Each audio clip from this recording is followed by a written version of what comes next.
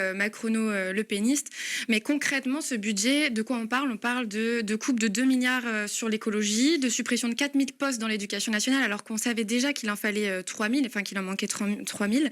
C'est aussi 800 millions de coupes sur la prime d'activité, donc qui va toucher énormément de nos concitoyens et concitoyennes, 250 millions sur les territoires ultramarins, alors qu'en plus, ils sont touchés par une crise politique, sociale, sanitaire. Mais localement, par exemple, pour le département d'Ille-et-Vilaine, c'est 60 millions de coupes, et rien que pour Rennes, et Rennes Métropole, c'est à environ 14 millions de coupes. C'est aussi 300 millions en moins pour l'agriculture, 400 millions pour l'assurance chômage, 15 milliards pour la sécurité sociale, alors que les Français cotisent pour ça, et que dans le même temps, depuis 2017, les 500 plus grandes fortunes ont doublé leur fortune, et le CAC 40 a doublé ses dividendes. Donc, ce qu'on peut dire aujourd'hui, c'est qu'en Macronie, on préfère tuer l'État, on peut faire le ruiner plutôt que de toucher aux plus riches, et du coup on demande aux Français de combler ces déficits. Et ce que je veux vous dire aujourd'hui à tous et toutes, c'est que c'est la grande masse du peuple qui va payer le budget macroniste avec le soutien de Marine Le Pen, et que vraiment, on a beau entendre plein de choses, par exemple 19,3 milliards de recettes. En fait, il y a une partie qui est sur les entreprises, qui est ponctuelle, c'est 13,6 milliards. Et là-dessus, il y a 5,7 milliards qui sont sur les particuliers. Et sur ces 5,7 milliards, seulement 2 sur les grandes fortunes. Alors que pour l'ensemble de la population, ça va être environ 3 milliards, avec particulièrement l'augmentation de l'électricité, on pourra en parler. On va en dire un mot, effectivement, de l'augmentation de l'électricité et du gaz. Il y a un petit cafouillage là-dessus, d'ailleurs, on a pu l'entendre, on peut d'ailleurs y venir dans quelques minutes. Mais un budget qui, pour vous, n'est pas un budget social, finalement.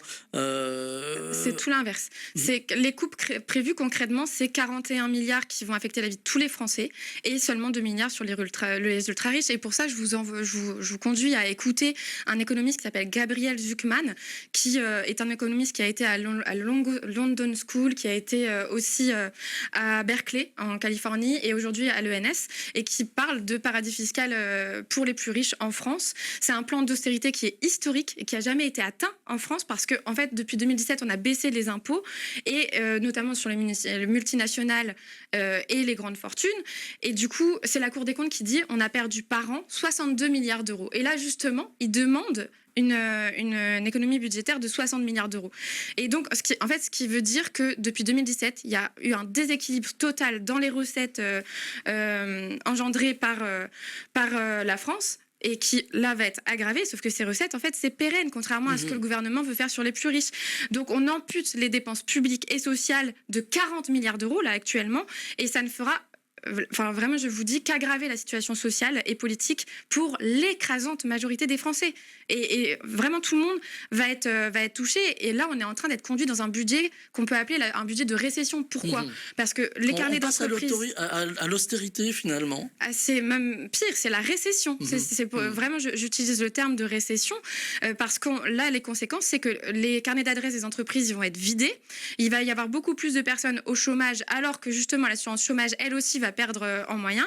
Du coup, ça va augmenter la pauvreté, mais ça va toucher forcément la consommation populaire. Or, la consommation populaire, c'est 53% de l'économie française. Et là, on est arrivé à un stade le plus fort atteint de baisse de consommation populaire depuis 10 ans. Et ce qui s'est passé en 2010, il me semble, en Grèce, c'était exactement ça, sauf que en fait, c'est pas quand on fait le budget maintenant que ça a des conséquences. C'est sur le long terme. Et en Grèce, ils ont perdu 25% de leur PIB. Donc là, c'est ce qui attend la France. Et le gouvernement, aujourd'hui, macrono-lepéniste de Barnier, en fait, ils seront plus en place pour assumer les conséquences de ce qu'ils font. Donc moi, ce que je propose, c'est déjà, on les dégage, coûte que coûte. Et j'utilise vraiment le mot dégage sciemment, par coup de motion de censure ou par coup de destitution. Et nous, une fois au pouvoir, on propose un plan de relance qui n'est pas celui des coupes sur les dépenses publiques, mais qui est bien celui d'investissement et de recettes. Par exemple, on parlait des collectivités territoriales qui perdent énormément. On allait y venir, mais vous me devancez, mais c'est très bien. Effectivement, on a plusieurs collectivités territoriales qui alertent. On a entendu ces temps derniers, même une tribune qui réunissait les présidents de conseils départementaux de Loire-Atlantique, d'Ille-et-Vilaine et des Côtes-d'Armor, qui tirent la sonnette d'alarme en disant si ça continue, nous, on ne va pas pouvoir financer les programmes prévus. Mais ils le disent disait déjà depuis longtemps, comme les services publics. Sur quoi on coupe encore? Faut me trouver. Est-ce qu'on coupe encore sur l'hôpital, encore sur l'éducation nationale, encore sur l'université? On va, en fait, à force, on rend tout ça privé. Mais c'est le projet Macron-Le Pénis de rendre tout ça privé, parce que c'est leur petit copain.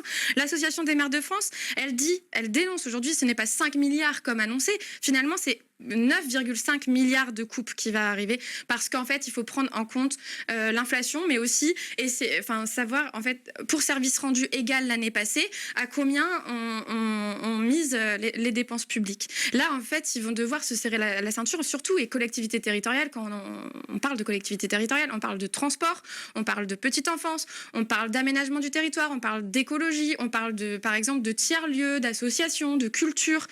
Par exemple, on parle de vous, la radio. Aujourd'hui, vous avez sans doute suivi parce que ça vous concerne tellement directement, mais ce qui est annoncé, c'est une coupe de 35% sur le fonds de soutien de l'expression radiophonique, c'est-à-dire 10 millions d'euros, alors même que vous êtes le deuxième employeur du secteur de la radiophonie. Ce qui veut dire donc que des secteurs comme vous, comme des associations, comme des tiers-lieux, ne pourront plus recruter derrière, et qu'en fait, on met main basse sur la culture, sur la démocratie locale, sur la place des territoires.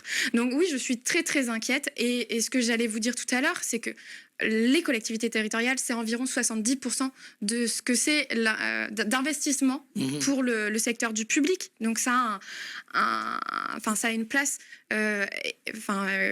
considérable dans ce que fait aujourd'hui la France, notre vie commune, notre cohésion territoriale. Et voilà, tout le monde ne peut qu'être inquiet, parce que les gens vont être touchés soit directement par l'électricité, soit par les coupes sur les primes d'activité, soit pour les retraités, la désindexation des retraites, les étudiants, pareil, la réforme des bourses qui s'arrête, l'université qui perd un budget considérable, l'arrêt de la recherche dans les questions écologiques. Enfin, tout ça est dramatique. Alors sur l'électricité,